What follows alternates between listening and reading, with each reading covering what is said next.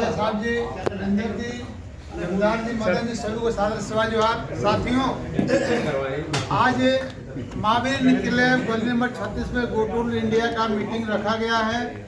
तो go to India के meeting का मेन मकसद है कि बच्चों को कैसे शिक्षित किया जाए। हम जैसे भी नौकरी किए चाकरी किए, अपने बच्चों को कैसे शिक्षा दें, अपने बच्चों को कैसे आगे बढ़ाएं, इसके बारे में विचार होना है। जैसे कि गो टू इंडिया का मेन मकसद है कि जो हमारे समाज में कमज़ोर वर्ग के लोग हैं, जो भाई बंधु हमारे हैं, उनके बच्चों को हम कैसे शिक्षित बनाएं।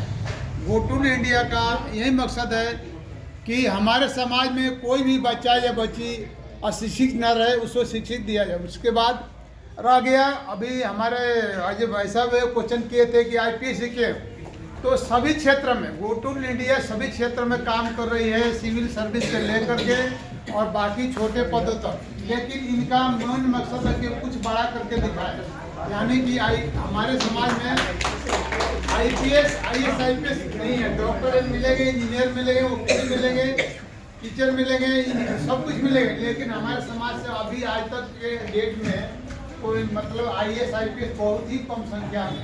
इसलिए हम लोग का सोच है कि हम अपने गो टू इंडिया सहयोग से, अपने पूरे समाज के सहयोग से हम अपने समाज का एक IAS IPS बनाए। ये हमारी सोच है। साथ ही जो बच्चे पढ़ते हैं, पढ़ने में होनहार है, क्वालिफाइड है, उन बच्चों को स्कॉलरशिप भी दिया जाता है। लेकिन हमारी विडंबना यह है कि जब हम लोग मीटिंग में आते हैं तो अपने बच्चों के साथ लेके नहीं आते हैं।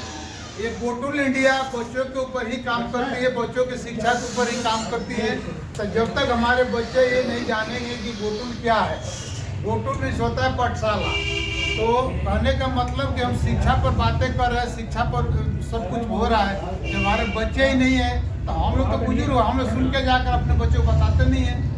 हम लोग यहाँ से सुने, अपने अपने घर गए, अपने अपने उसमें रह अपने बच्चों को नहीं बताया कि गो टू इंडिया का मीटिंग था तो वहाँ पर ये हुआ, ये सुझाव मिला, इसे पढ़ना चाहिए। तो साथियों, सबसे पहले तो मैं यही कहना चाहूँगा कि हम अपनी फिजूल के खर्चे को रोककर अपने बच्चों के ऊपर ध्यान दें, अपने बच्चों को शिक्षित बनाएं। ये अपना मेन मकसद रखना चाहिए।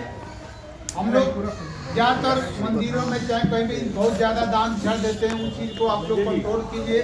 वो पैसा अपने बच्चों को लगाइए। हमारे दिन का शौकिया अंदाज है कि हमें महीने में 10 बार मीट खाना है, शराब पीना है। इस चीज़ को कंट्रोल करके उस पैसों को चेकअप करते हुए भी तो अपने बच्चों को आगे बढ़ा सकते हैं। दूसरी बात कि गो टू इंडिया से जुड़ने के लिए आप लोग से आग्रह करूँगा कि आप लोग गो टू इंडिया का मेंबर बनिए, मीटिंग में आइए। मीटिंग में आने से सब कुछ धीरे धीरे पता लगता है कि गो टू इंडिया का मेन मकसद क्या है, गो टू इंडिया क्या करना चाहती है।